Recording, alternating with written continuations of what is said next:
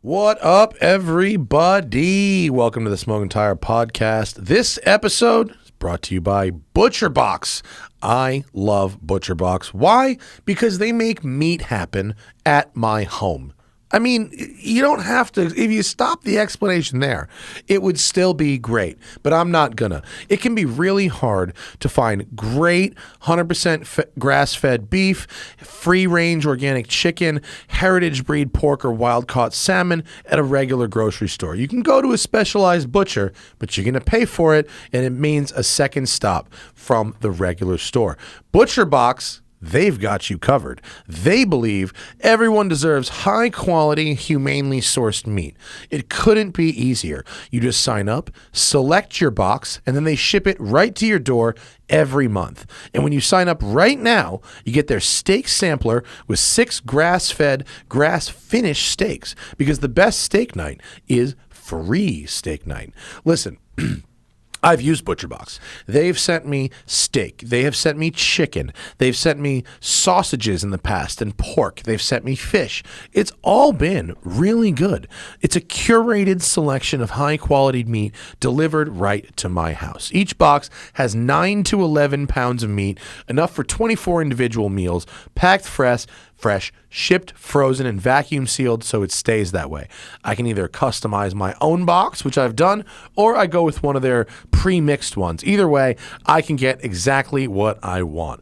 Now, for a limited time, new members are going to get 6 free, that's F-R-E-E, free, grass-fed, grass-finished steaks when they go to butcherbox.com/tire. Very easy.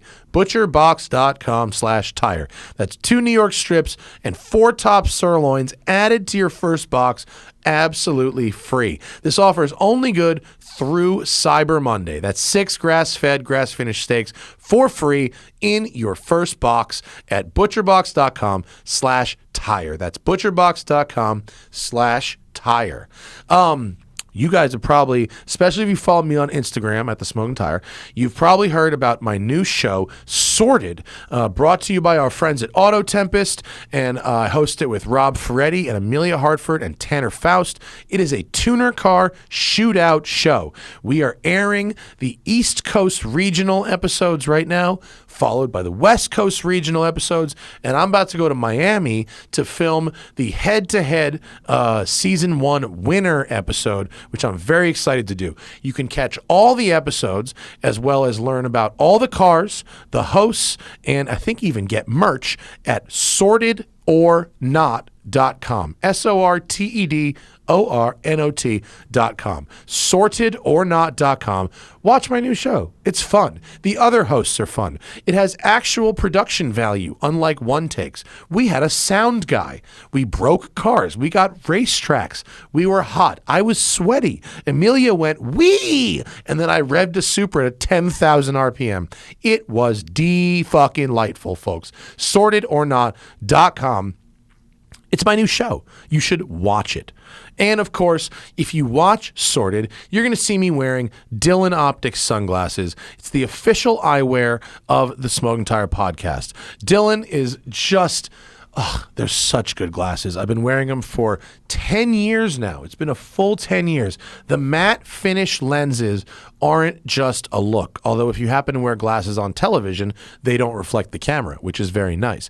This glass is so good. It's like HD life. The NIR double polarized lenses, they make everything super, super clear. I'm out in the desert filming a lot. I'm in the car all day sometimes, driving into the sun on the way home from a shoot back towards the beach.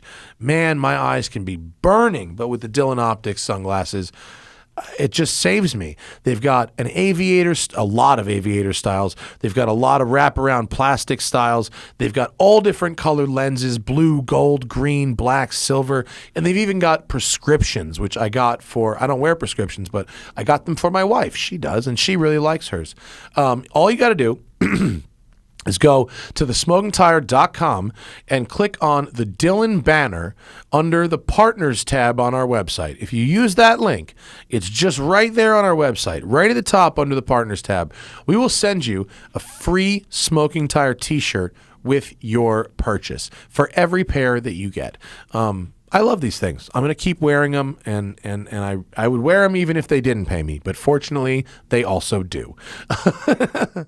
All right, on this episode of the podcast, we get on the phone with Canada. We've got Peter and Dave of Speed Academy, the YouTube channel born out of the ashes of Modified magazine.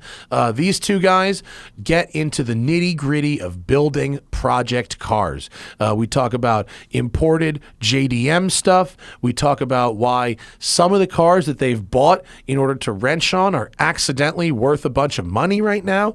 We talk about how you can build a car without totally ruining it, and we talk about the tuner car experience that I've had making the show Sorted. It's Peter and Dave of the Speed Academy on the Smoking Tire Podcast. We're dealing with all the time, right?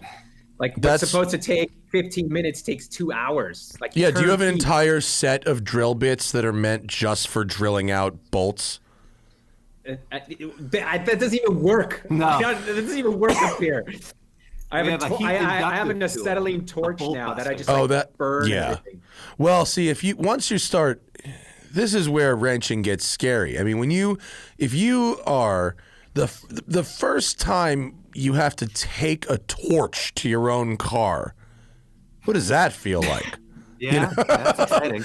Like your car's already, it's in pieces already. You know, and we're not talking about YouTube project cars. Your first car is probably just your car. And so it's already in pieces. You know, it's Saturday at 7 p.m. You've been working on this bolt for 2.5 hours, and you have to drive this car to work on Monday, come hell or high water. And now you've got a torch in your hand. It's game over. Been there, done that. It never really ends well, does it? No. You got to go buy a flare tool, and then you got to go buy some more tools. Honestly, like the stuff you see in our videos, it takes 3 minutes, but there's like 2 hours of cursing and swearing, torching, and like having to replace arms. Like I had to cut a shock in half the other day to just get it out of the back of a car. Oh my God. I assume that shock didn't then have to go back in the car. I assume you were replacing it. But yeah, no, we had we've had various different folks on the show who are involved in various levels of quality of build and flip shows, you know, some on cable, some on YouTube. And that's the theme. The theme is always like, 10-minute video. That 10 minutes of video was actually like 6 weeks of work, or whatever the fuck. That's our problem is, we're trying to streamline that stuff and get it down. And they're like, "Oh, show everything." I'm like, you do not want to watch me try to fix a bolt or like take something out for 3 hours and make a 30-minute video of that. I'm sorry, you just don't. Nobody does. Zach, how are we there? Good? We're good. All righty then. Peter and Dave from Speed Academy are on it's not the Zoom. We're not plugging them. We're not paying them. They're on the Switchercast line. Hi, boys. Hello. Hello. Matt, how are you? Hi. We can we'll probably use what we just talked about for a minute, but I just wanted to confirm that we actually exist, and we do. Although, Zach, can you move Peter's lower third? Yeah. Hey, now we can see him. There we go. White on white. White on white is a bad look for everybody that's not named Vanilla or Ice. Oi, Canada, what's happening up there, huh? It's starting to get a little chilly. You can see we got the hoodies out. The hoodies are on, although you got a hoodie on of sorts too. That's a Cali hoodie, I guess. This, right? yeah. It's Lululemon. That's really embarrassing. They make good stuff, man. They make really embarrassing that it's Lululemon, but it is perfect lounge wear. It is. I listen. I wasn't even thinking about it. I was on my way from yoga. I was having a latte. It just threw it on. Right? Oh, yeah. You should see the bottoms. When I was living in Manhattan Beach, that was it. The Lululemon was it. I remember going to yoga in those with no shame at all. But listen, it's very good. Yeah, I mean, it was 68 degrees here Fahrenheit today. Have you had your first snow yet? Oof, not yet. No. We actually had a warm stint, and it's just starting to cool off. Yeah. So we did have a bit of snow right before the warm stint, though. Don't even mention it. We're into the 40s, low 40s. We're getting there. Yeah. I found a snow yesterday, actually. I had a McLaren 765 LT, and I went to the canyons to go film it. And at the top of my favorite road, I hit snow. Whoa. I hit snow both on the side of the road and little patches of snow in the road. And I was on Trofeo R tire. And I went, my God. oh, it's time to do the turning radius test and go back down. Do the intentional turnaround before you do the accidental. Yeah. It got hairy quick.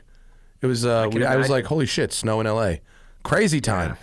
So, boys, Project Car Central over on your YouTube channel, Speed Academy. Man. I know you guys were big in Modified Magazine, which Zach and I both used to read back in the day. Yeah. And now you've transitioned to Modified Magazine on TV, on Speed Academy's YouTube channel, basically.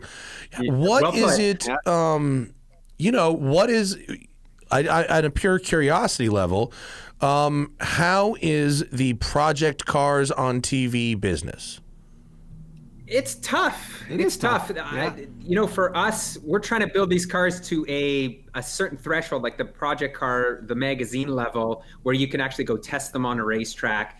And it's a higher standard than I consider most, I don't want to say YouTube channels, but just say it, Peter. Yeah, okay. Most YouTube channels are building, and it makes it much more difficult. Like I can't just throw on some wheels and tires and, kind of end the video there. We're always trying to go test them at a racetrack. So we have to build them so they can, at least do 3 or 4 laps. And that pace slows us down because you really need to make sure that the parts and the build quality is there, right? Mm-hmm. Well, unfortunately, reliability and durability are not sexy.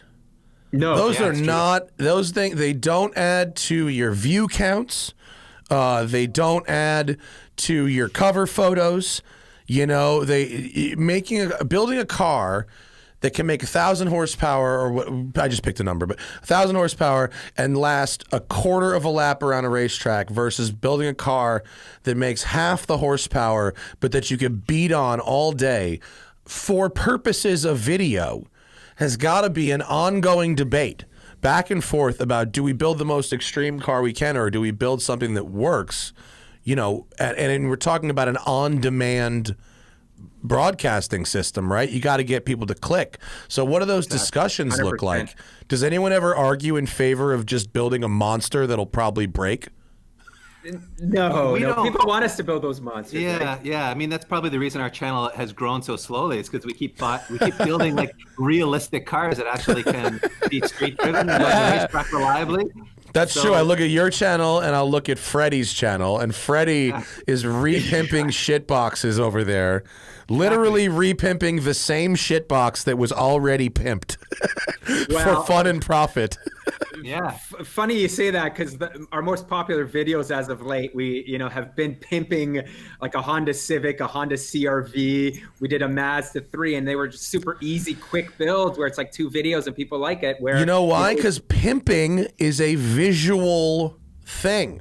Yes. When you change how the car looks, that's what the medium is. That's the only thing that the audience at home can really experience for themselves, how this thing has changed visually, or maybe how it sounds. But that's pretty much it, right? If you say it turns in 10% better, it's hard to illustrate that. But it's hard. Or if you say, well, now it doesn't overheat anymore.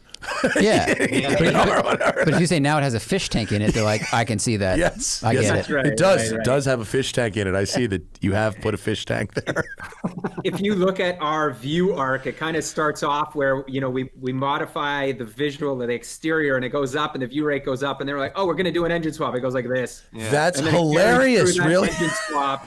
And then we get to the end, and it's like, oh, you're going to drive the car and test it, and then it goes up again. So that's like, so you just funny. Don't want to watch us in the weeds, like wrenching on these cars, right? We did a 2J swap M3, like an E46 M3, and I absolutely love the car. And I thought, oh, we're going to show people how to do this. And it just, the view rate in between when we were swapping that engine just, kind of went down. It's just like your typical hardcore guys are there, but the other guys just want to see it finished, want to see us put the wheels and tires on it, right? You know what? I think you're absolutely accurate. You know, my friend Larry Casilla of Ammo, he makes videos about car detailing. Yeah, I watch his stuff all the time. And yeah, he does a lot of these, like, you know, he'll do some barn find or detail some car that was in the fucking woods or whatever, you know, and he has correctly ascertained, because his videos are technically instructional, right? But he has correctly ascertained that the audience doesn't actually want to learn anything. They want to see it dirty, and then they want to see it shiny, and they want to see a musical montage that a human has actually changed it from dirty to shiny, but they don't really give a shit how it got there. They just want it to be, you know, done. And I think the build videos are the same thing. It's almost the same as like driving cross country. Driving cross country, the Cannonball, it's like the first 20 minutes, the last 20 minutes are very exciting, and in the middle, it's like 2,700 miles of cornfields. Just and try to make a video on that. Like, YouTube is a copycat game, right? Where we want to do stuff we think is exciting, but really what you want to do is create content that other people create that's trending, right? And we've kind of been fighting that for a very, very long time. Yeah, we've been too stubborn to really follow those trends too much. But you could still do the build that you want to do and just focus your video resources to more on certain parts than others. You know, you could, and I don't know how this turned into the fucking video consulting hour, but I'm just saying, like, if you know people want to see the visuals and you know they want to see the finished product and they don't really care about you physically putting in whatever engine swap, they just want to see it in there done and running, you could really save yourself a lot of time and energy by kind of glossing over those parts in your production process and really just leaning on the things that people want to see and just blasting through the work without having to have videos slowing you down. Yeah. That's exactly. We just kind of rejigged and did that. We're going to try to publish those, you know, mod my car, pimp my ride, whatever you want to call them, videos, you know, once a month, and then the rest of it just do quick builds.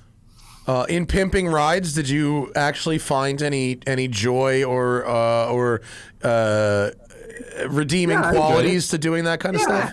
I mean, it gets a bit repetitive for us because we've done that kind of thing so many times, both through the magazine and now the YouTube channel. But it's still fun to take an old turd and make it look cool and drive better and sound better. So, like, as car guys, it's still fun to do. Yeah, it's like immediate gratification. Right? You put some wheels, tires on it, lower it, you know, intake exhaust, and the car all of a sudden looks better. You look at it. Still changes the character of the car. You can put like BBS basket weaves and lowering springs on almost any rusty shitbox, and it will look like, oh no, that's like a thing that he's going for. Like that's just period unrestored. That's not a shitbox now because it's got basket weaves. And let's say we put a 4-hour polish onto every car, and it looks so much better. And people are like, "Oh my God, you've polished that turd." So, and that's what people want to watch. They want to see that quick gratification. So, sadly, we're being reduced to the quick gratification channel to some extent. I mean, look, dude, whether it's Pimp My Ride or Storage Wars or Pawn Stars or whatever, they want to find a reveal, a transformation, a second reveal, and then maybe a flip of what it's worth. You know, those are kind of the elements of what like sticks for TV. Unfortunately, nerds like us don't necessarily find that content to be rewarding to make because so much of it is just superficial, and it becomes way easier in television to just make it fake. Right. You know, it's way easier to just like do fake builds and fake flips according to your production schedule. I'm looking at you, Richard Rawlings, and you know. And that's and then that's TV. Turned it into $5,000. Wow, what a flip! We're kind of guilty of that too. We've started to try to tell a story with some of our builds, like, oh, you know, we found Pete's M3 in a swamp, which was not exactly true, but we try to like create a story and create a bit of like drama between us if we're doing a build off. So we try to do a little bit of that, but ultimately that's not really what we want to do. We're just trying to generate some interest in the process. Yeah. And to transition, so we're going to be, the next couple of cars that we're building are going to be a real test for the channel, because we've got an R34 GTR Skyline and an MK4 Supra, both right-hand drive, both JDM legends, both vehicles that get a ton of views on the internet. So it's going to be interesting to see if those really ramp up the view rate, or it's just a matter of, our content is a little too hardcore or performance, or I don't know, not glamorous enough where we're going to get the views on it. So I'm curious to see how that well, goes, it's right? it's like the Lord's work. Someone's got to test tires for the fucking rest of us. You know what I mean? Right? Someone needs to tell us, what of these parts and what of these things are worth doing and not doing, and be a little more scientific about it for sure. So my back hurts from carrying that load for so long. Right? Yeah. Right. We love doing that kind of content. We just wish more people wanted to watch it. Yeah. Ultimately, it's tough with focused content, man. It's really tough. Yeah. People fucking say shit to me anecdotally, like, "Oh, I want to see more of this. I want to see more of that. I fucking hate it when it's just supercars no one can afford." Meanwhile, I try those things and they get X views, and then I go drive the supercar that people whine about and it gets 10 times as many views. Like, what am I going to do? It is. But then I also look at people who do comedy or pranks or music on YouTube, and it gets 100 times what we're getting. And it's like, there's nothing you could do in cars that gets anywhere close to what your average comedian fucking can pull. Right? Zach's nodding over there. Yeah.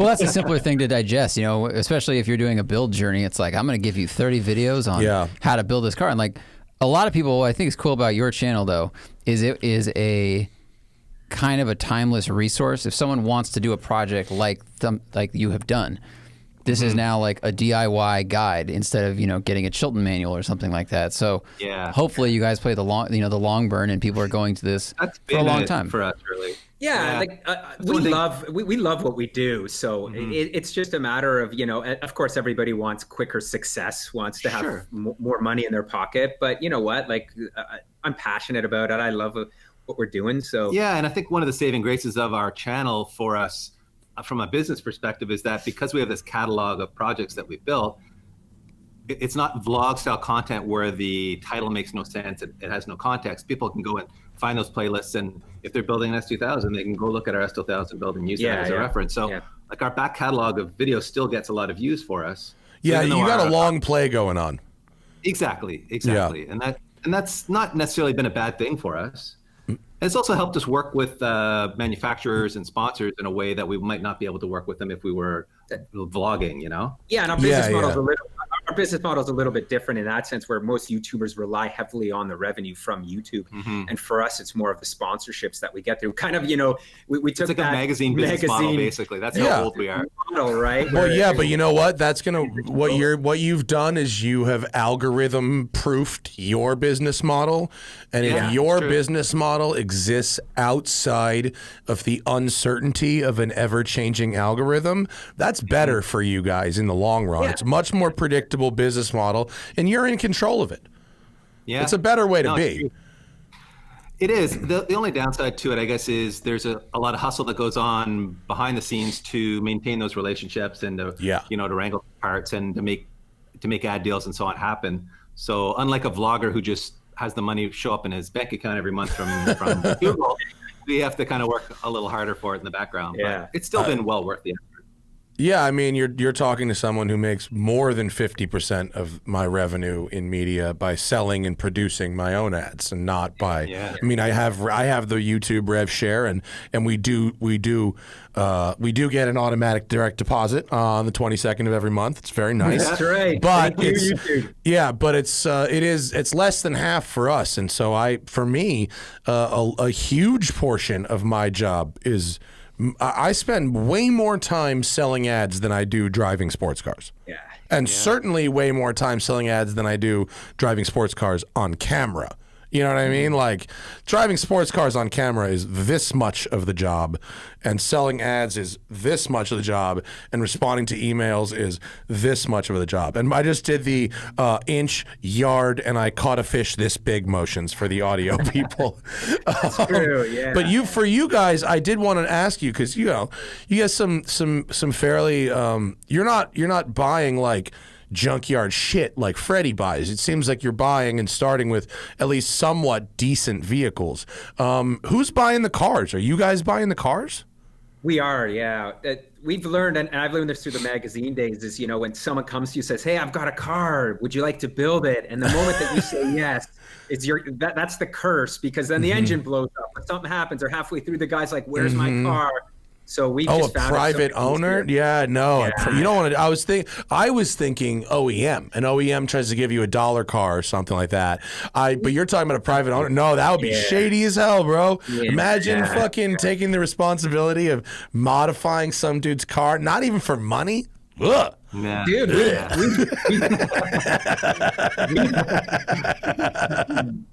we've done that, and more so now with these Mod My Cars video series that are coming up. People are like, hey, I've got this 1996 Nissan Altima that I want you to go and do up. And I'm like, yeah, no, sorry. Like, that's the last thing I want to do, right? But you guys are buying cars and stock in your shop. So because I watched a video before of you showing a bunch of engines you've got, a bunch of cars, a bunch of trans, a bunch of like tons of shit. So you guys are stocking all that stuff up, huh?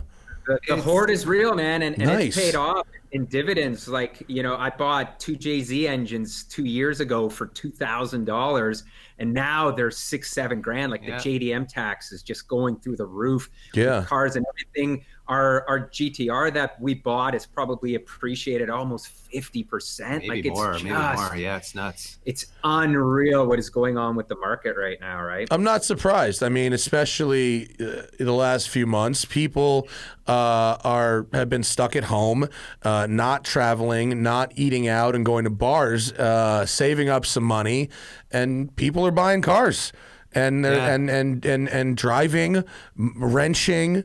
These are activities that you could totally do right now. So it's not surprising that the car market in general is doing very, very well right now. But it does lead me to a question.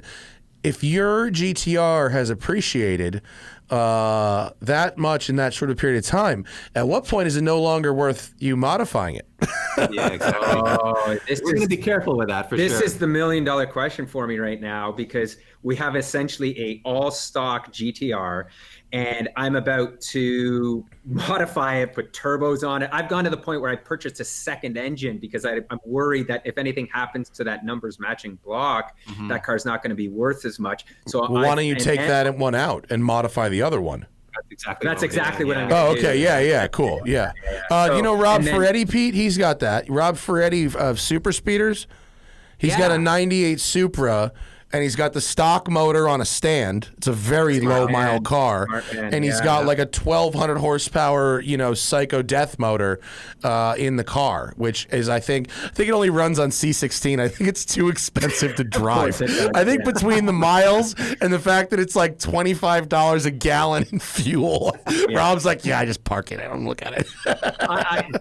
I just heard him. He joked about that on that show you guys did with Sorted. And he was like, I'm going to drive this Supra more than I drive mine.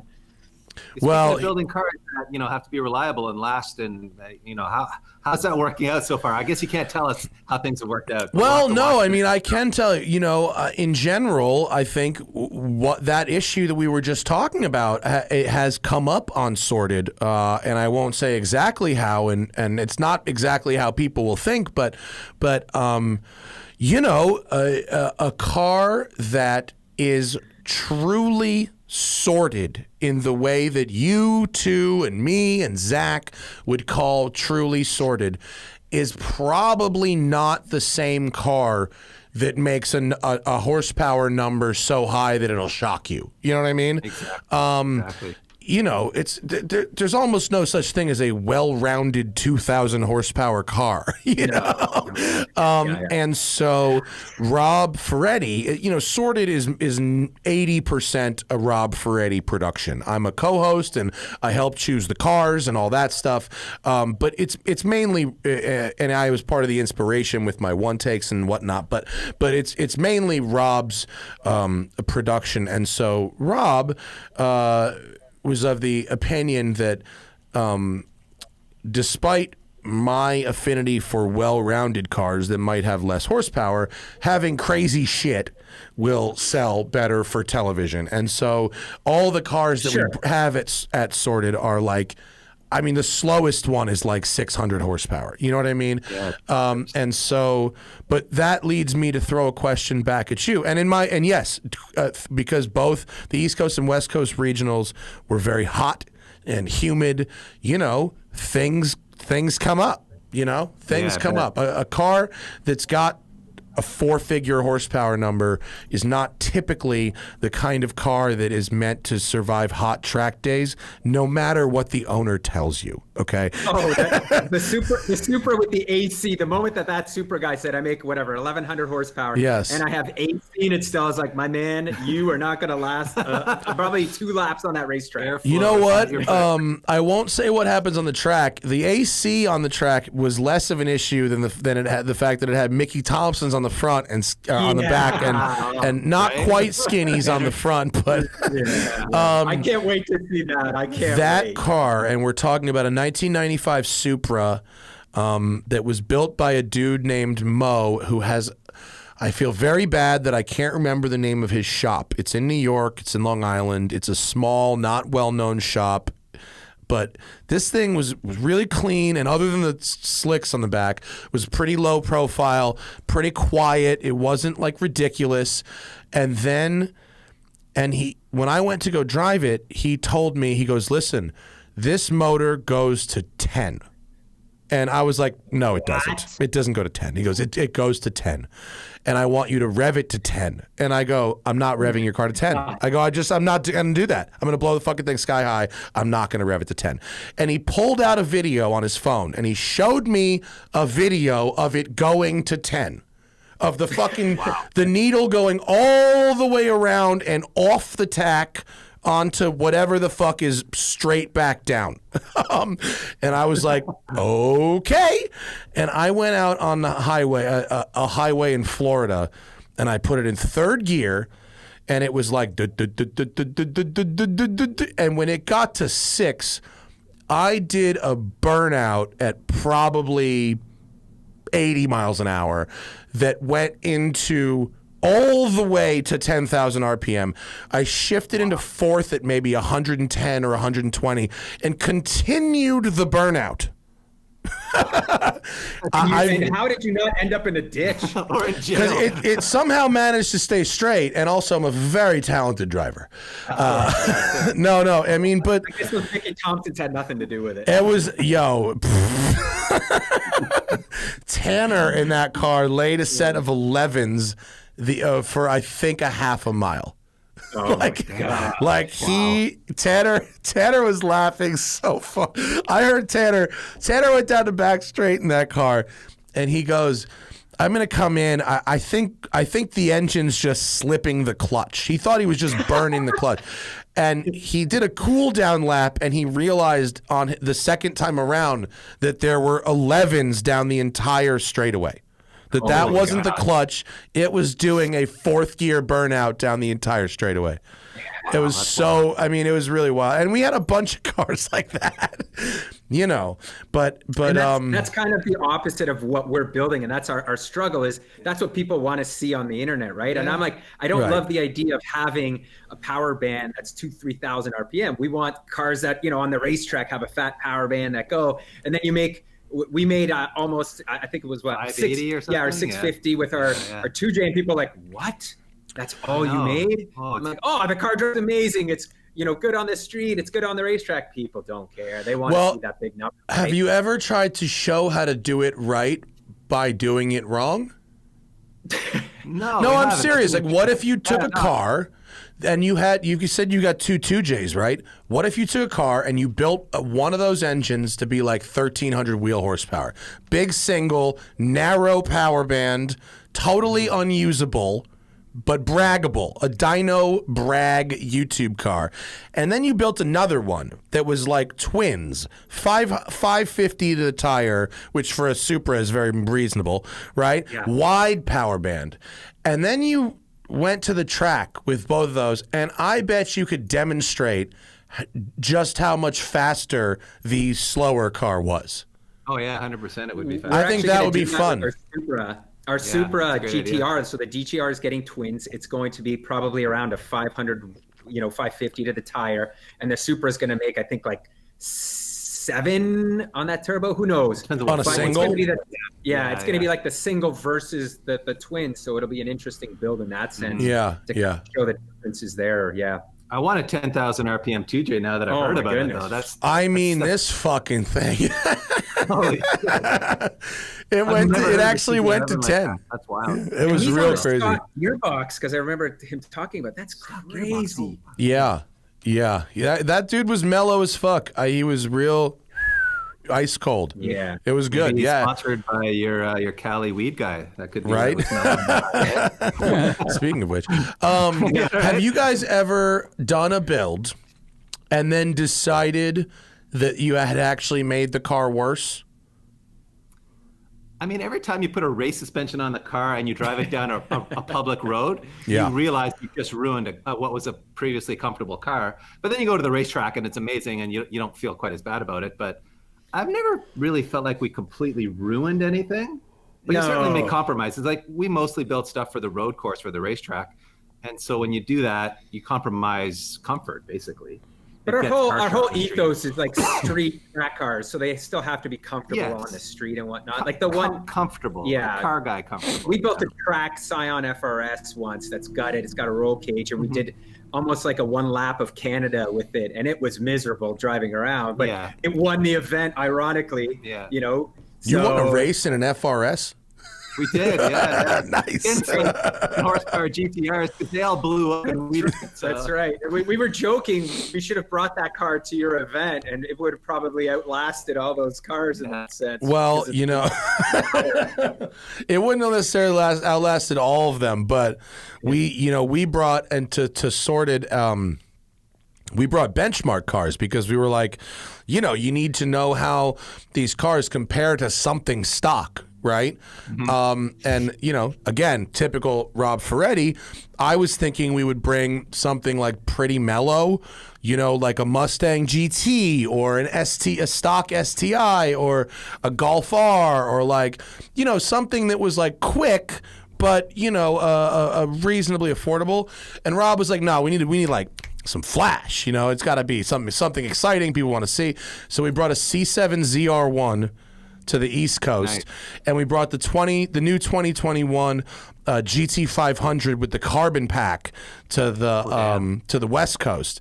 And what we learned in both cases is if you want to go fast, I mean, listen, on very hot track days, if you really want to go to hot track days, modifying your car only makes it worse at that activity.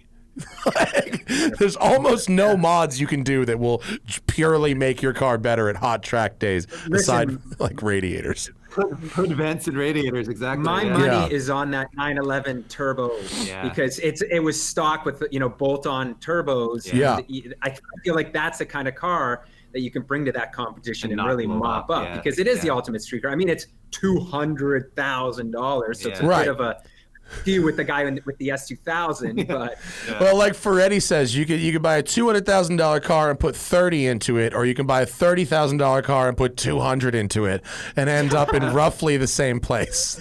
I think he's maybe 50, but he's exaggerating with that. But I felt like that car was a little bit the kind of smoking gun to bring to the competition. But I'm sure it'll make for great video. I mean, look, you when you're starting with with a $200,000 car, admittedly, there is an advantage there. But at least it was for the regional. You know, we put that Sissio's 1,000 horsepower 991 turbo. We put it up against a twin turbo Viper ACR. You know, with 2,000 horsepower and a sequential gearbox. I don't believe I've ever driven anything that accelerated that fast ever. I mean, because that Supra it accelerated, but it was just doing burnout. You know, it was no aero or anything. This thing, because of the wing, the tires, the gear, you know, the gearbox, you stomped on it and it went forward. It didn't light up the tires. It was the 60 to 150 of that was insanity. Just insanity. And then we also had like an 800 horsepower or 800 to the wheels, I think, Audi RS3, extremely fast car. And we had a S2000 with a huge turbo and big aero. Some very famous engine builder built that. Oh, that was the Jay's racing motor. Jay's Racing. Yeah. And so it was cool. And then on the West Coast Regional, we had a twin turbo R8. We had a fucking GT350 with a Whipple on it, making like 1,000 horsepower, like full aero, modified GTR. We had some cool stuff. It's going to be fun. I hope we get to do it again too, you know. I would like to do. Is making all kinds of good stuff happen right now. Shout out to Auto Tempest. Exactly, right. They are funding the content. We could do. I'd do a north-south if we did like a Midwest versus Canada, like a Toronto versus Chicago kind of thing. That'd be kind of fun. Yeah. What's your local track? I mean, the big boy track is Mosport, or now it's called Canadian Tire Motorsports Park, and it's a very high speed track. It's like Big Willow, but not as sketchy. Although there's walls everywhere, it's a very high speed track. I'll tell you what, I'd rather hit a wall than whatever they've got fucking 30 feet off of the edge of Willow. Right? Like potholes and boulders. Yeah, just disappear out there. There's a video of that one Mustang that just like went over the wall. It's the best video ever. It is. I love it. And I mean, you couldn't, because it's the best because not only the crash, which is epic, but the camera flies off the car and lands in the ground, pointed back at the car, and you see then the driver getting out. I mean, it was amazing. Couldn't have planned it better. Unbelievable shot. If you want to see what Mosport looks like, have you ever been to Mosport, Matt? No, I owe a trip. Fucking Brian Max won't shut up about me coming to Mosport. Oh yeah, as he should. It's amazing. It's a world class track. It really is. And we just shot a video there. Actually, Pete was, because I couldn't make it that day, but of our buddy's Nissan 350Z that is 800 horsepower ish. Yeah, it's a hybrid 350Z. So he actually put a hybrid motor out of like an E Formula race car. Fuck out of here, really? Oh, it's a crazy. It's incredible. It's an incredible car. It's hard to wrap your head around. It's wild, and he's doing 116s there, which is as fast as like an IMSA GTD race car. That's amazing.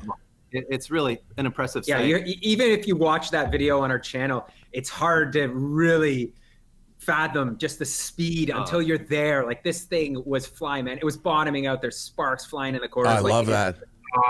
You got to watch it. Like what he's done with that car is just groundbreaking in the sense he's built a race car that has a hybrid system in it. Is it like that Vonnen system kind of, or like a flywheel system, or is it exactly? It replaces the clutch and flywheel. Yeah. So cool. Yeah, it's pretty brilliant. We actually show all that on our channel as well. So we went to his shop. His shop's called On Point Dyno. He also runs a business called Mountain Pass Performance. He makes performance parts for Tesla Model 3s. Your favorite brand. Your favorite brand, Matt. I know you're a big fan. I like the cars. I've always said it. I like the cars very much. No issue with the cars. Discussion with when you had Johnny Lieberman on, that discussion you had with him was so good. I love that. Some people lick boots and some people call out fraud. I don't know. Listen, let's just tangent here. I'm all of the same opinion. I love Tesla, but the reality of like getting a grid set up and these cars becoming mainstream just seems far away from me. No, Like, we are going it's to be horseshit. gasoline engines for so long, and it's just like when people get into this whole thing, like, oh, they're coming, it's coming, you know, get ready. I don't see it. Are you talking about autonomous cars or electric cars right now? Electric cars. Oh. Well, I mean, A little bit of both, but Just to be clear, I'm not anti-electric car by any means. I think electric cars are very fun. I just think the projections of the supposed electric takeover are incredibly far off of reality.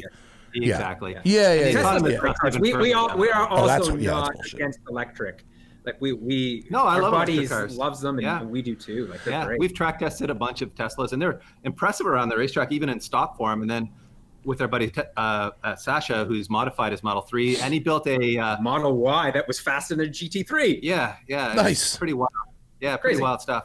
He can run a Lotus of full electric as well. That's incredibly fast. Oh, you know what? I know that guy. I met him at Button Willow for Redline Time Attack. Yeah, that's right. He was out there for that event. Yeah, he was there with that Model 3 customer of his, and it got all disputed because there was some stupid rule that said you had to burn gas to win a trophy. I mean, it was some internal combustion engine. Some unbelievably bad wording of a rule that quickly got changed afterwards. Yeah. Actually, the buried lead of the story in that particular event was not. I mean, that headline was very funny that they got DQ'd because of some rule that didn't allow for EVs. Okay, that sucks. Change the rule. Actually, what was very funny was I think they ran like a 2:01 or something at Button Willow. Good time.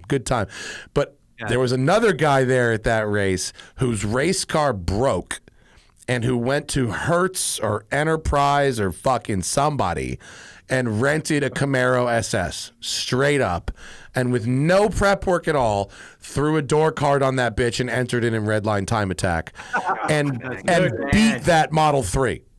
By about 2 seconds around the track. The guy was mobbing on some garbage ass all seasons, probably pushing like 38 psi on one tire and like 32 on another tire, and the dude was driving his fucking balls off and beat that Model 3. It was funny. I guess Hertz is not tracking where their rental cars are going in that case, right? No, I've driven rental cars on track fucking a million times. It's not. Yeah, they don't give a shit.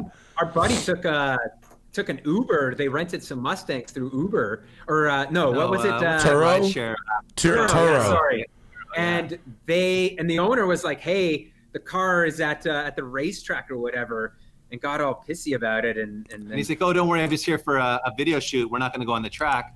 And then he took him down the drag strip and went, 120 miles an hour. And she called him back and said, I just saw the vehicle went 120 miles an hour. I'm shutting you down. I got that story all wrong. It was a Tesla. It was a Tesla. I said a Mustang. Oh, a Mustang. That was a Tesla. Yeah, I mean, look, Turo is a peer-to-peer service. It's not a big nameless, faceless corporation. So I will side with the renter in the site in Turo, and I could give a fuck about Hertz, honestly. Yeah. Hertz exists to milk money out of customers, and it's not just Jane trying to rent her Model 3 to pay off her fucking lease because Elon told her that shit would be a robo-taxi in 2 years. Just because she's a sucker doesn't mean I need to be a dick about it.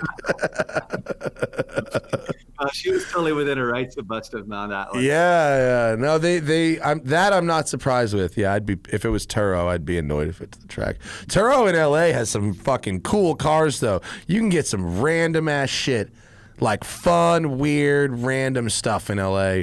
Sometimes they want way too much money for it, but like you can get like I just was looking for a friend. I found a Jag XJS convertible for like $37 a day. I was like, oh, okay, here we go. Yeah, that's pretty cool. Yeah, it was good. Oh, that's kind of rad. Like renting old cars, that's the way to go. Yeah. There's a guy, I've seen the same, there's a Ferrari 348 Spider that's been on Turo here in LA for like 3 years. I've seen multiple people at Cars and Coffee driving it. It's very funny. That's hilarious. Rent a car, go to Cars and Coffee. I bet it runs great. You should have put your $1 million mile Lexus on there, but you gave that or sold it to Freddie, I guess, right? I sold it to Freddie for $1, but we actually had talks with Turo for like months about putting it on Turo. Yeah. And ultimately what we decided was if I ran out of people to drive it who were like media, that I would give it to Turo. And we ended up finding a couple people that put like 10,000 miles on it each. And so I didn't have to do that. It seemed like it would have been kind of annoying. If my building was built, it would have been much easier. But without that, it would have been a pain in the ass. Yeah. Yeah. People showing up at your house or whatever. Yeah. Right. So. Yeah. Like, it sounds appealing until you actually think about the individual logistics of it. It's true. Or when it breaks down. Pete hates letting anyone drive this car, so I'm sure he gets. What are you guys more excited to build, the Supra or the Skyline? Man. Well, the Skyline is, my project, and the Supra's his project. So yeah, I mean, the Supra is a bit of a beater, to be honest. Like, it was only like a $25,000 Supra, so it needs a lot of work. More, my man. It's already been modified, so it's not like it's got collector car value the way the GTR does. The GTR is truly pristine. It's like a new car. It's crazy how good the condition of it is. So I think that probably makes you a little uncomfortable. Where for me, I'm excited about the Supra because I don't have any real stress about it being a particularly nice one. So I don't feel like I'm ruining a nice car. So it's kind of a guilt-free toy at this point. Yeah. You know what my worry evolves around with building any cars is when a car, it's like getting a paint job. I love and hate getting paint jobs done because the moment that the paint job's done, I don't want to drive the car because I worry it's going to get the nicks and scratches. I have that, some people have that ability to just drop it. Be like, I don't care. So what? It's going to get stone chips and all this stuff. It's going to devalue the car. I'm going to keep driving. I don't have that in my blood, unfortunately. So it's like that car, I feel I need to, be wearing the gloves and just take too much care with it, where I want to be able to beat the shit out of it. Yeah. Our buddy Mike Musto, when he buys a brand new car or when he gets a car painted, he goes kind of at the bottom of the rocker panel and he keys it a little bit just so it's not perfect and it's good. And then he's good to go. That's funny. When I did that Fox body project like a couple years ago, I got the whole car painted black, like so many layers of gloss black, right? It was beautiful. Got it back from the body shop. First day, went to the canyons, gravel the whole way up Angeles Crest. And on those big fucking 295 tires with no mud flaps, I just blasted the lower rocker panels of the car, and I completely fucked it up. And I went, well, I guess that's that. And then I couldn't be nice to it after that. Yeah, that was probably the best. That's almost the way to go, right? At least you can enjoy that car from that point. Do you still have that car, or did you sell that car? No, I sold it. Sold on Bring a Trailer. Bring a Trailer. Twice. I sold it for charity on Bring a Trailer, and we got to pay an animal shelter's rent for a year, which was really nice. Awesome. Yeah, that was nice. And then about a year later, the guy who bought it from me, he turned around and sold it again on Bring a Trailer for what I think it would have gone for if the charity element wasn't part of it the first time. So he got basically market price for the car, which it was good. I think it was a nice little car actually. It was fun. If I was like you guys, or if I wanted to like keep it, I'd probably send it to someone like you to do some videos about putting like a voodoo engine in it or something, because that's what it really needed. Yeah. More power. So in your opinion, do you think Bring a Trailer, the price that cars fetch on there, it shows market value? Because I feel like, man, it's like people that are buying this stuff there, 10, 15, sometimes 20 grand over, because I don't know, maybe it's the battle or it's the lure or whatever, right? Or people just have huge money sometimes. Mm-hmm. Well, you've been staring at that car for a week, right? Looking at the pictures, getting ready to bid. You're invested. I think one of the things, we've talked about this a bunch, because I think because of the pandemic, people have gotten really, really used to shopping at home. And all the auction sites, like even like the Bonhams and the RM and all them, they're all going online, and people are just kind of used to that online shopping experience. And I think the skill of seeking out cars the old school way is atrophying faster than how people are choosing to sell their cars, because people are still using small, local, exotic car independent dealers, You know, people are still using like Hemmings and other smaller sites which you can find on autotempest.com.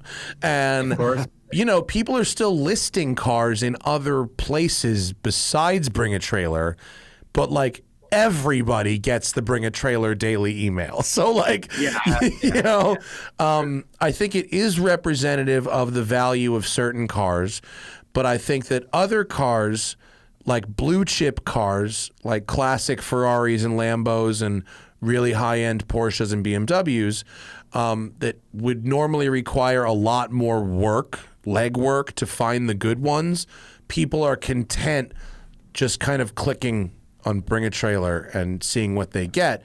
And I think they end up sometimes paying too much. Yeah. Yeah.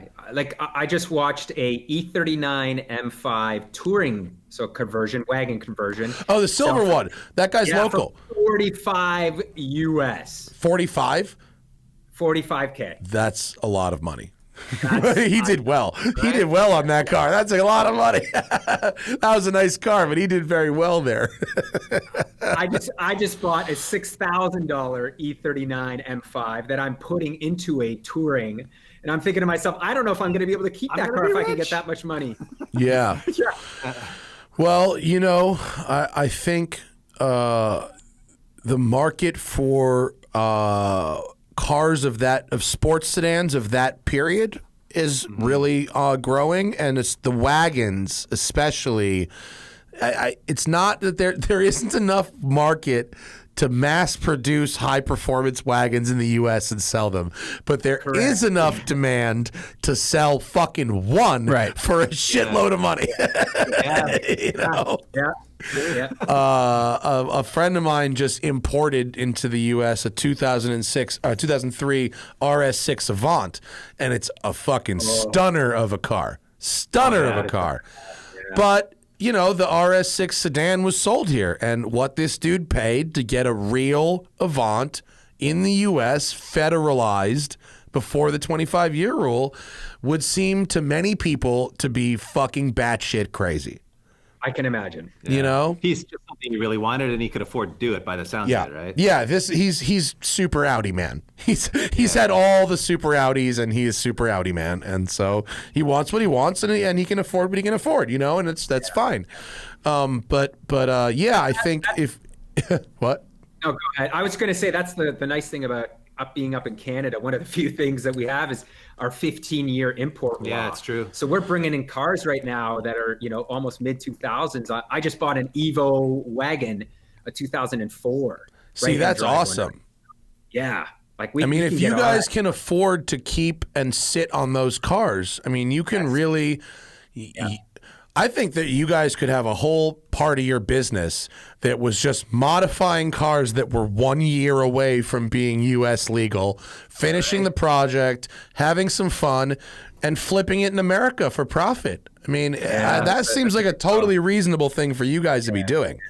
And Evo 6, that's exactly it, right? We've got a bunch of those cars that they're still 4 years away, unfortunately. So we need a Ferris style warehouse set up here. So we can dude.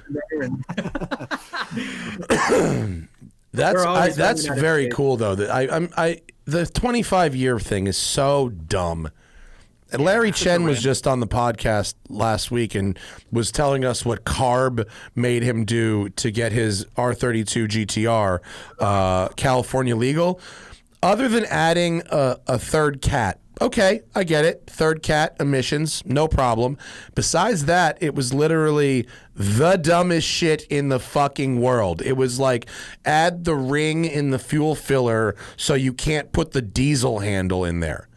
And someone commented it was so that you can't add unleaded gasoline, which I don't know if anybody sells anymore. But basically, it's basically a similar thing. Unleaded gasoline uses a diesel-sized filler. Uses a different filler nozzle, but that's why. But it's similar. It's like I don't know where you find that today. Where do you even find pump unleaded gas? I don't even know. What would you do with it if you could find it? Sorry, leaded. Yeah, you can't find leaded. Would leaded gas? Would leaded gas make a GTR run better? Does that even exist in California? You can't buy leaded gas anywhere no, anyway. Right. I mean, you can buy unleaded race gas. You can buy high octane race gas at the pump, but that's not I had it backwards. It's so that you can't put leaded gas in it. Yeah. But again, where do you find that? It's just such an old rule. Yeah. So essentially what's happening is they're charging 10 grand to federalize the car so they can just put all that money into their pocket, right? Yeah, basically. Yeah. I mean, the other thing, speaking of fuels, do you guys is Canada big on? Are your builds big on the ethanol? No, that's the one thing, man. Yeah. Right now, we cannot. You can't make those YouTube horsepower numbers without the 85. So, dude, every car on Sorted was like, we got there. It's like production meeting. Okay, we're gonna have breakfast at this time. Here's the location A, location B. Where's the nearest ethanol station, and how many miles is it from the track or from the? One of the teams brought 110 gallons of ethanol. You guys just should have had like a truck driving around with ethanol, follow everybody, right? Bro, I fucking hate ethanol so much. You on a 1,000 horsepower car, you get about 2 pulls a gallon. Nobody ever tells you that on YouTube. Nobody has always like, let's make that 1,000 wheel. All right, but tell them how it sucks when it starts. You leave it for 4 months or 5 months or whatever. Everything's clogged up. Like there are certainly down to ethanol, but really the upsides are just so good. I mean, you can make a lot of power, and it costs less than race gas. These are true. This is definitely true. And we could buy it by the barrel up here, but we just never really been motivated to chase. We have like a race gas additive, so you mix it with pump gas, and it actually works really well. It does work good.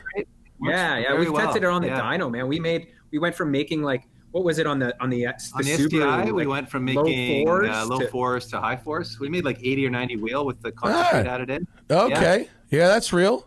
What's a bottle of that shit go for? Like $20, maybe $25. 15 US probably. That's like way cheaper than buying a tank of race gas at the pump. Yeah, it definitely is. Here's a plug for VP Racing. It's Octanium. Octanium, VP Racing Octanium. Octanium? Yeah. It's a terrible name, but also a great name. I mean, I can't decide. Is that like the perfect name for that product, or do I want to stab myself in the chest? No. It's like the girls in their calendars. Know your audience, maybe? I don't know. Yeah. Can you buy that shit in America? You can buy it on Amazon. Octanium. Yo, let's get a bottle of that shit. Yeah. I just threw a bottle of injector cleaner in my Ferrari. It made me feel like I was wrenching. I've been there. It's like, I'm going to clean the injectors now. Glub, glub, glub, glub, glub. So you've got the Ferrari now, eh? Yes, and I've been giving it the Italian tune-up every single day, and that is good for the injector cleaners. Nice. Or for the injector cleaner that is running through the injectors. Yeah, I've been doing the same with. I also bought an E34 M5. I've been doing the same thing. The previous owner just babied that thing around, and every time I get out there and just run it through. Was it getting like when you would start it? Like, how did you know it needed the bottle? It was hesitating a bit. You know what I mean? Like, it just had like this little rough idle. I was like, something's off. And then no word of a lie, man. It's progressively been getting better and better the harder I drive it. Pete's the most optimistic BMW owner in the world. He thinks fuel injection cleaner is going to fix his engine, but we all know it's the Vanos is broken, the rod bearings are pooched, it's about to throw a rod. That is pre all that. That is pre all that. That 91. Every BMW owner is optimistic. We're all optimistic. Right? Yeah. We have to be. Zach's right on that one. Here, people. I think because the Ferrari got a major service at the beginning of last year. And then the guy drove it like 500 miles and then pretty much parked it. And so when I start it, when it's ice cold, one of the injectors, maybe two, on the left cylinder bank are like clogged up because it's like a low pressure system. And so it's kind of like gunked up a little bit. And so it runs on 6 or 7 for like 30 seconds to a minute. And then once things are kind of circulated after like a minute or two, I give it a couple of revs to like blow it out, and that seems to clear it out. And then I love it. And then once it gets totally warm, like a couple minutes later, then it has the perfectly smooth idle. I think by the time I get to the bottom of this bottle, it should be good though. That's awesome. You gotta love Ferraris and Italian cars for something like that. Just floor it. Is it some kind of old-fashioned fuel injection on that car, or is it a carburetor? Yeah, it's like CIS, Bosch CIS. Oh, yeah, okay. Yeah, it's old school shit. It's like the same by my Porsche and my Lamborghini. Yeah, Porsche, Lamborghini, same shit. Yep, it's all the same shit. I now have found myself in a bit of a Seinfeld situation though, which is that the mechanic who works on my Lamborghini has found out that I bought a Ferrari. Oh, but I've already got someone else to work on the Ferrari who's like really excited about it and help me buy the car and has worked through the whole thing. I've got an appointment set up. We're making a list of everything I find in the first 1,000 miles, and he's going to address it all at once. But they don't really like each other. No, of course not. And one of them's texting me going, "Don't you let him work on that car. He can't do what I can do." And I'm like, he's gonna ruin it. He's gonna ruin it. Oh my God, what the fuck? Tough one. That is a tough one. Well, it's not that tough because frankly, one of them is an independent and the other one works for a brand name company, and they're both very good, but the one who works for the brand name company charges a lot more money. And and it because that person and that company had been looking after the Lamborghini since almost a decade before I bought it, it makes sense to keep that in line, right? Let the key people who've been looking after it continue to look after it. But since we're starting over, why go with the one who's so expensive? Honestly. 100%. Anyway, how old is he? They're both gentlemen in what I believe to be their 50s. Okay. So they still have my concern is what's going to happen to all these guys that know these cars in like 20, 30 years. Like, I don't think Ferrari owners need to worry, but MG, Austin Healey, and Land Rover people, y'all are fucked. It's like if you own a car, pre-30s, man, sell that thing because there's going to be nobody left that's going to want those in a decade. Yeah. So you might as well cash out now, right? Literally, Jay Leno is going to be the service department for that for those cars. He's gonna be the only guy left. Hey, you got to adjust the idler valve. Use more steam. Man, it's I do worry about that, about who is gonna work on all the old cars, because it's not gonna be me. I hope at least for the Italian stuff, there's enough money in it that someone picks up the torch. There is, but if the number of people goes down that can work on it, then the cost of that goes up and up, and it gets harder and harder to do. I know. Yeah. Keep them all alive. Make sure your Ferrari techs are very happy, well fed. They've had their shots. But it's even have a lot of young apprentices there. Yeah, that's what they young need. people don't want to work on cars anymore. They want to work on computers. Yeah. I mean, I have friends that have like basic vans they can't get worked on. Just normal E350 vans are becoming hard to find people to work on. Like carbureted van, and it's hard to find someone that can do that. Yeah. Actually, that's one of the harder, like someone asked me where they get an old American car worked on in LA. That's actually one of the questions I have very few answers to. I could send you to a Porsche shop, Ferrari shop, Aston Martin shop, Mercedes shop, but they go, where do I get my Fox body worked? Like, I don't have the first fucking clue. Yeah. Honestly. We don't. I mean, we're not in that segment. We get that asked a lot too. Like, we just don't know. Yeah, it's not really our go-to, right? Yeah, and the places where you would go, it's always like Dave's Auto Repair or something. It's always just some generic shop that's not, right. They're probably great at this kind of stuff. It's not called Evil Motors or like everything else. No, like literally I got a recommendation for a place to send some of my clients American cars. They have a couple older American cars, and literally the place is called Joe's. Shout out to Joe's. Like, you're good. There's a Joe in every town who probably knows his car and out on those cars. Exactly. Joe always knows how to work on old American cars. Do you guys have 30 minutes for some questions from people? Sure. Yeah. All right, great. 100%. We got some questions. Let's see. Hang on. I got to spin around here.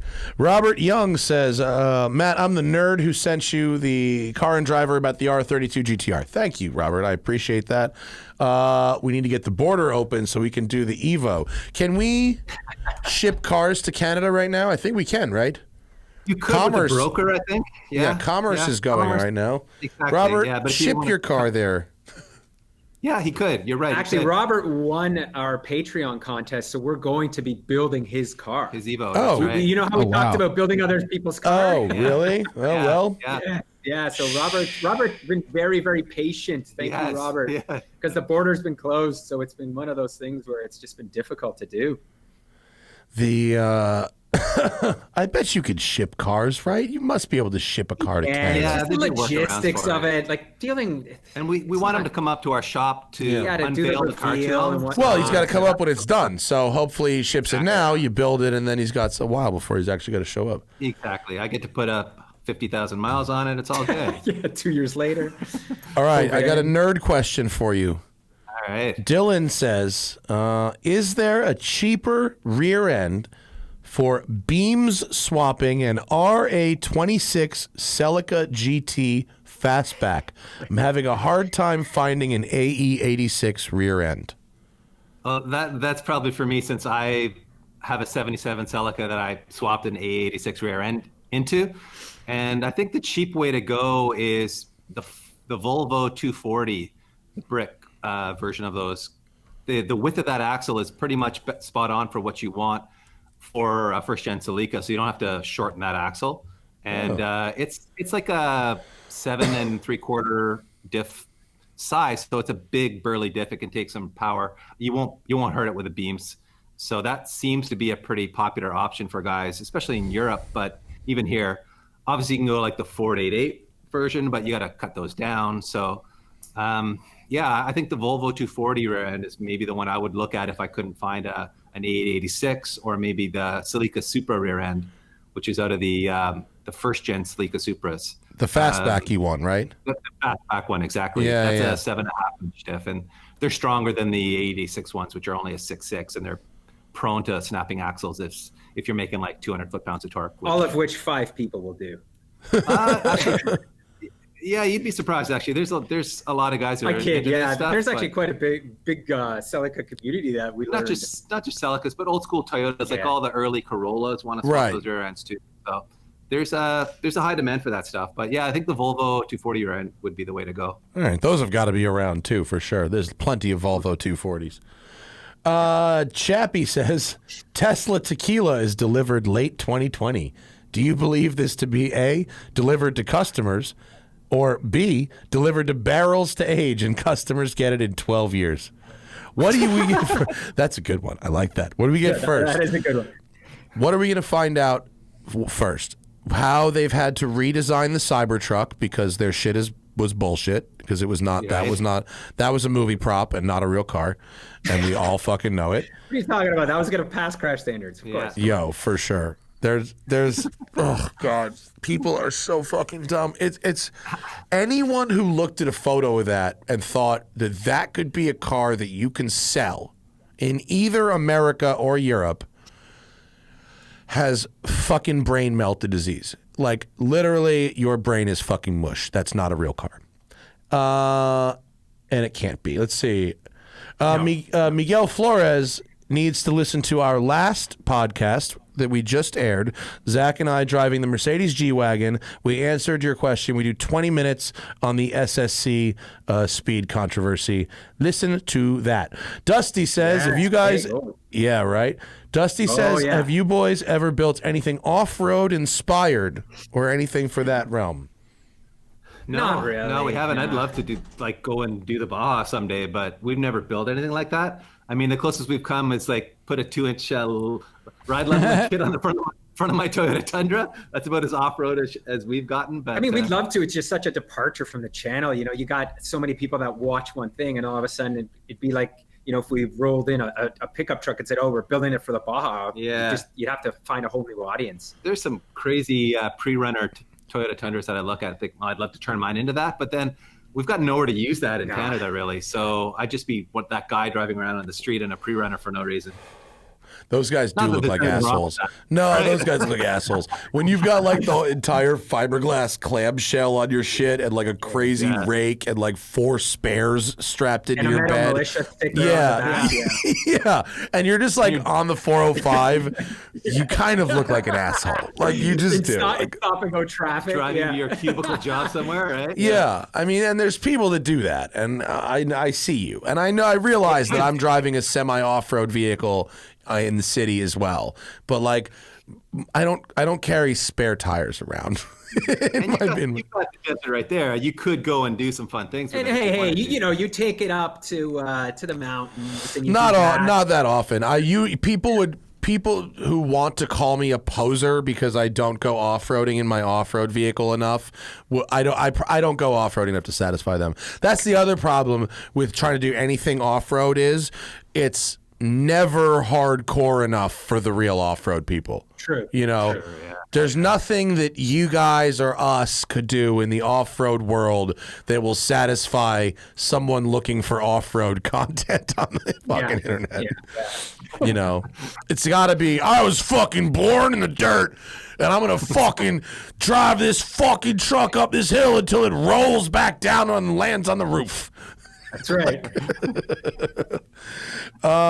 Cross and Shoot says, thanks for the podcast. You're welcome. Jason says, what are your thoughts on Alex Choi's Lamborghini in terms of build quality? Ah, man. Oof. Tell us what you really know what? think. It's a cool thing to do what he did with his car, but it's just, I don't know. I don't want to comment too much on it. I don't want to be negative about it. For me, I like cars that are well put together, and there's cars that are built for the internet. Really, yeah, that was built for the internet. Yeah. Let's just face the facts. I can see how high quality those welds are from this photograph. Let me tell you something. That is a skilled welder that worked on that. The welder who worked on that project, I mean, he must have done the Cybertruck. Yeah, maybe. But listen, the million plus people that viewed that video, and what does Alex really care? The million plus people, dude. You're a YouTuber. You know the math on 1 million views. You're gonna fuck up a Lambo for $3,500? Come on. I think people have done it for less. Let's be real, for a lot less. And listen, the king of fucking up a car for money has to be Jay-Z and Kanye and the Maybach. That was the best example of fucking up a 6-figure car for money, I think, that I could think of. I mean, you got fuck you money. They got fuck you money. They can do that, though. Well, because they got the record label to buy that. They didn't. That's G. That's where the genius is where they go, whatever record label, we're going to need a Maybach for this and a video. And a couple fucking arc welders. Jason also would recommend that we do sorted for off-roading. I think it would be fun. It's just not my area of expertise. Whereas you take tuner cars and you put them on a racetrack magazine style, and I sort of know what I'm talking about. I hate to say it, but if you want to watch the sorted version of trucks, watch Truck Night America. Which is an awesome show, and you'll never, it has a lot of budget, and they break a lot of stuff. Truck Night in America, a show I forgot about, where yes, they break trucks. It's incredible. You guys heard of that show? I've never heard of it. Sounds very Where does it air? Holy shit, History Channel. It's on History. Yeah, the title explains the entire show. It's there's not a lot of. They break shit. Let's see. Oh, Dave and Jordan says. Oh, go back, Zach. What happened there? Oops. Zach, cut away. Jordan says, Dave and Pete, do you have a favorite platform to build on, or a favorite build that you've done? I mean, the whole variety thing for me is what I love the most, is that we continue to, build new cars and try new things, because it kind of gets boring. That's the other thing with YouTube. You could build the same thing over and over. If we K-swapped every car that we purchased, it would get us better views in that sense, because I think people continue to watch your content. But we like the variety. So I don't necessarily have like a platform that I personally love, right? I mean, I'm not afraid to say I love the FRS chassis and the S2000 chassis. I think of all the cars that we've built on the channel, Those are probably my two favorite chassis from a driver's perspective. Frankly, I'm not here for the wrenching. I'm here to watch Pete wrench and then to go rip some hot laps. Yeah. So, from my selfish point of view, I really enjoy those two chassis a lot. And those aren't really the fastest cars in the world, but I just found them to be the most rewarding from a, ripping around the racetrack environment. I just like the way those chassis behave. So, yeah, those are probably my favorite so far. What's your favorite build? I think that was the other question, right? Oh, favorite build? I think I'd say the Evo 6 because the extent we went to restore that car. We stripped that thing down to a truly bare chassis. We took every nut and bolt off that thing. We redid all the underside of it. We, every rusted part came off of it, and we blasted it and powder coated it. We made that thing new again. And what do you guys do with the cars once you're done with them? Do you just sell them off? Do you involve the fans? What's the game plan? We usually sell them off. We've been toying with the idea that people want us to give them away, right? Yeah. And whatnot. It's just the level that you need to go to with that to deal with that kind of stuff is pretty it's just heavy, labor intensive and whatnot, giving away shirts and then having to pack that stuff up. We're not What's set up the to do that, legality in Canada? Can you do that? Is it considered like lottery or raffle or what? It is, right? Yeah, I'm sure it is. Yeah. So we have to go through the gaming commission, and they have different rules for every province. Yeah. It gets complicated. You got to hire a lawyer. It gets to be a bit of a job. But, if the money's there, then it's worth considering. But so far, we've just been selling them privately. I'll tell you what. It could be fun if you guys wanted to do a car that was immediately pre-importable. Yeah, that's a great idea. You could do it, and then we could work with someone like Sean at Top Rank Importers to bring it to America, and we could run the giveaway in America as well. That's a great that idea. Could be a thing. That could be a thing. And then I could help. You guys know Sean, right? Sean Morris? Yeah, of course. I've known Sean for a long time. Yeah. I just don't, again, what's the legality of bringing that car down there and our revenue stream? I don't know. Yeah. Anyways, that's well, you run all of it out. You run all of it out. There's third party companies that run that have all the licenses and run all the things. So you'd have to set up a page on their platform and run it through them. But that covers all the legal, all 50 states and many countries and blah blah blah blah blah. So I don't know. Yeah. It's just an idea, but it could be fun. Yeah. So are you now? Do you guys now just sitting on a bunch of fucking project cars that you finished? We are. Yeah. Stacked to the roof. We just sold our K-swap to Nissan 240 SX, which was a pretty awesome car. I think we were one of the first people to build one of those. So we put a Honda K24 engine, which is a front-wheel drive engine, and we converted it to rear-wheel drive and stuffed it in the Nissan with a BMW gearbox. So a Frankenstein of everything. It's a garbage gearbox, everybody. It's not a great gearbox. Which gearbox was it out of? Like an E30? E46. It's a ZF, It didn't work well in that application. They're just noisy. It works fine. It's noisy. Dave doesn't like it. Not very precise. Was that not the one from the M3 though, right? No, from a 330 CI. Oh, okay. Yeah. The M3 gearbox is better, like behind the 2J. Yeah, I don't think they've got an adapter plate for that one, but because those are cheap, right? You can go buy that gearbox for $150 to like $300. Yeah, they're cheap. So it's such an affordable thing to do, but that car ripped, man. It did rip. Yeah, 250 almost to the wheel, naturally aspirated. Yeah, that's a good time. And it was such a good time. People were like, "Oh, why don't you turbo?" But it was like that's the kind of car you can turn 15 to 20 laps in and not ever worry about temperature climbing. We just shot a video on the track, and it was so much fun. Yeah. And then we proceeded to sell it. Yeah. Do you think that's going to be a growing trend, like the K-swap into rear-wheel drive vehicles? Go watch like 10 other YouTubers. There's, Amelia's putting one in a Prius. Yeah, she is. That's dumb. She keeps telling me about this. I don't know what the fuck is wrong with her, but it's a good clickbait thing, right? I drove a K-swapped Miata that was a very good time. That was nice. Yeah, great. Yeah, they're great. E30s you can get K-swap kits for now. The Boosted Boys have done them in an MR2. Yep. There's just K-swap MR2 could be good. I think that could be fun. An MR2 would be nice. Yeah. The MRSs too are popular for K-swaps now. Oh, really? Can you not get 2ZZs anymore? You can. They just don't make as much power as a K24. So guys who want a little more go to the K motors. There's nothing better. If you think of it, name another 4-cylinder engine like that motor in that Nissan is a junkyard motor that I essentially paid like $900 for. It was so cheap. And with cams, a tune, it makes 250 to the wheel. Yeah. Right? There's these guys who race AER and they put the K24s in a fit and their car is like crazy fast. Yeah. And you turbocharge those stock block and they almost make 500. Like it's just those motors, and they're reliable. There's a million of them in junkyards. So tons of aftermarket support for them. Exactly. So it's that's the Acura TSX engine, right? What else was it in besides the TSX?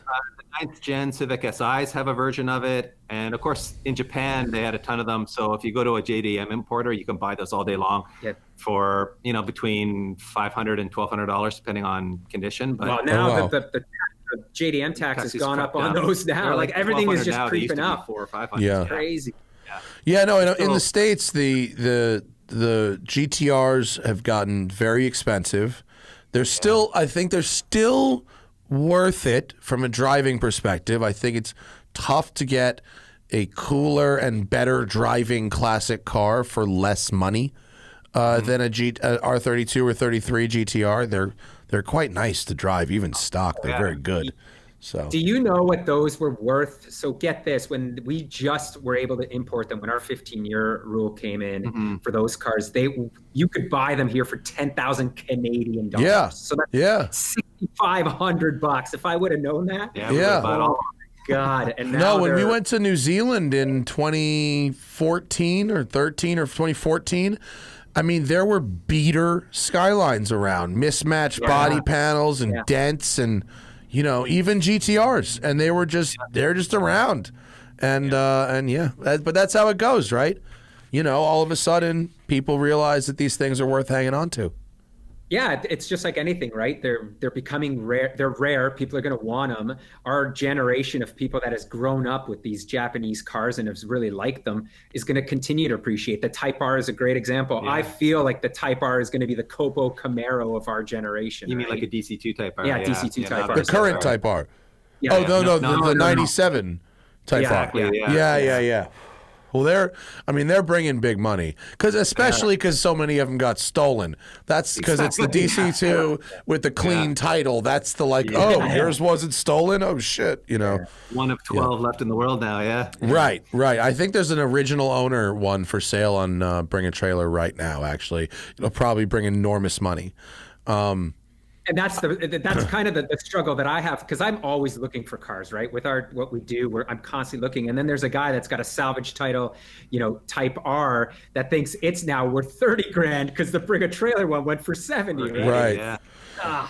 Well, you see the waves. You see the one. You get the one big hit, and then you get a bunch of them go up after, and none of them quite get there. Yeah. And then if you look off Bring a Trailer. In the sort of traditional places, they're still priced the same.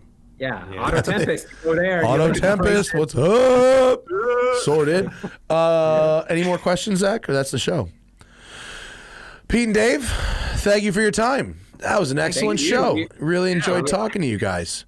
Yeah, you too. Thanks, man. That was a lot of fun. Appreciate it. It's a bummer that we can't cross our northern border right now. I hope come the beginning of next year, now that we fucking sent old Orange Man packing. Yeah. Whoa! That's nice. It's nice to say. It's nice. It is. It's nice. It's nice to be able to think, sometime in January I won't have to wake up and look at Twitter with dread. Yeah, man. Hopefully this shit will be. It feels like that's what's happening. Hope is back for you. A little bit, yeah. As the fucking police sirens go by our studio outside. Thank you for your time. Speed Academy on YouTube. YouTube.com. Is it youtube.com/Speed Academy? That'll go. It's actually Go Fast with Class. Is it? It's Go Fast with Class. Is it really? Facebook. If you just YouTube Speed Academy, you'll find it. Yeah, just find it on, and it's also Speed Academy on Instagram. Plenty of builds in the works. That was great. Let's do it again soon when you guys finish up your Supra versus Skyline, and we can see how that is. For sure. Sounds great. Thanks, Matt. Thanks, Zach. Thanks guys. very Thanks, much. guys. That's our show. For the live folks, tomorrow we are back at 1 p.m. Pacific. My friend Larry Casilla is calling in from New York. We're going to talk about some really amazing new things that he is working on beyond detailing, as well as some crazy cars he's had in his shop he's got to work in, and probably tell some stories, as we tend to do. That's our show for the night. Smoking Tire Podcast. I don't have a thing. It's sponsored by Tradecraft Farms, the official ganja of the Smoking Tire Podcast. What up? See you tomorrow. Bye. Irish.